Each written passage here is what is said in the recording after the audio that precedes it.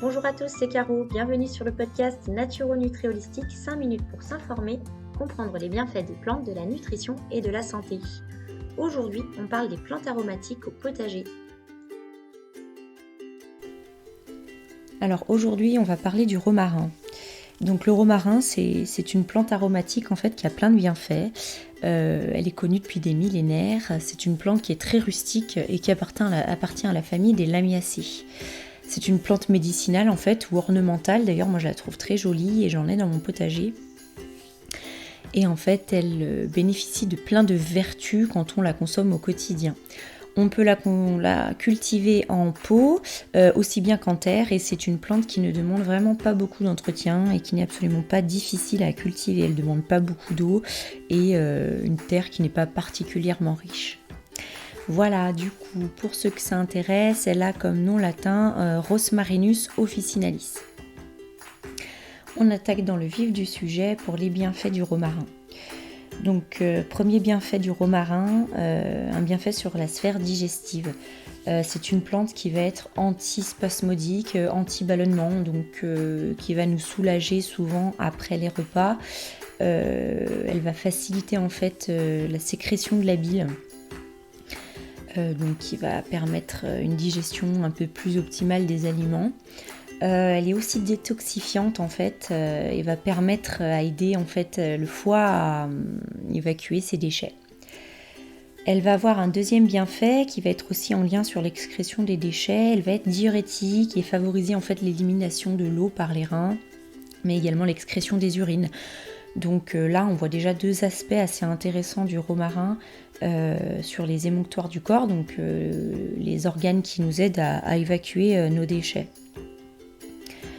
Elle va avoir un troisième bienfait sur la sphère ORL plus particulièrement. Elle va être antiseptique et anti-inflammatoire. Donc elle va favoriser la santé des voies respiratoires, stimuler également l'immunité. Et de par son action anti-inflammatoire, elle va soulager en fait l'inflammation des muqueuses dans des affections ORL.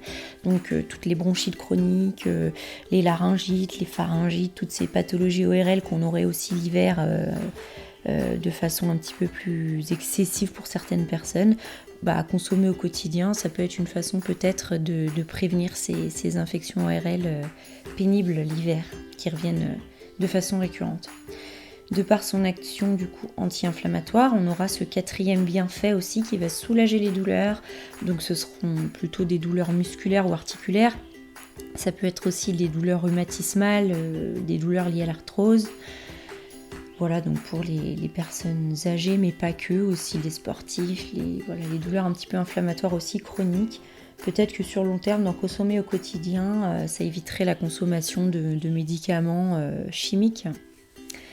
Cinquième bienfait, on aura un bienfait sur la glycémie. Donc là, ça m'intéresse un peu plus particulièrement. Donc dans mes protocoles minceurs, je trouve ça sympa d'en mettre au niveau de la nutrition dans l'assiette santé, parce qu'elle contient des antioxydants, des polyphénols et des flavonoïdes. Donc ces deux molécules qui vont être impliquées dans la prévention, notamment du diabète de type 2, et donc du coup aussi de la prévention de l'obésité.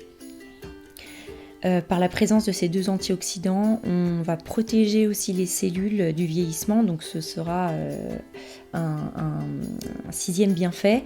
On va protéger les organes aussi du coup grâce à ces antioxydants. Voilà, donc en prévention de santé, il y aura d'énormes bienfaits et c'est vraiment une plante qui a un intérêt particulier en prévention de santé. Pour le dernier bienfait du romarin, on va avoir une action sur la circulation sanguine. Alors plus particulièrement la microcirculation au niveau cérébral. Donc elle va améliorer en fait les performances intellectuelles. Donc en prévention des maladies de dégénérescence cérébrale, notamment la maladie d'Alzheimer, elle peut être vraiment intéressante à consommer également au quotidien. Mais les performances intellectuelles plus générales aussi, c'est-à-dire que si on a un métier qui demande beaucoup plus de concentration, de mémorisation, ou simplement les étudiants aussi, ou quand on est en formation et qu'on a besoin de retenir beaucoup de choses, elle peut avoir aussi un intérêt. Moi, comme petit conseil de fin, je vous conseille d'en consommer tous les jours en petite quantité dans votre assiette. Donc tout simplement en prévention du vieillissement cellulaire et du vieillissement des organes et également du coup dans votre prévention de santé. Voilà pour aujourd'hui pour le romarin, j'espère que ce podcast vous a plu. Je vous laisse me laisser des commentaires et un petit j'aime pour me récompenser de mon travail et je vous dis à très vite.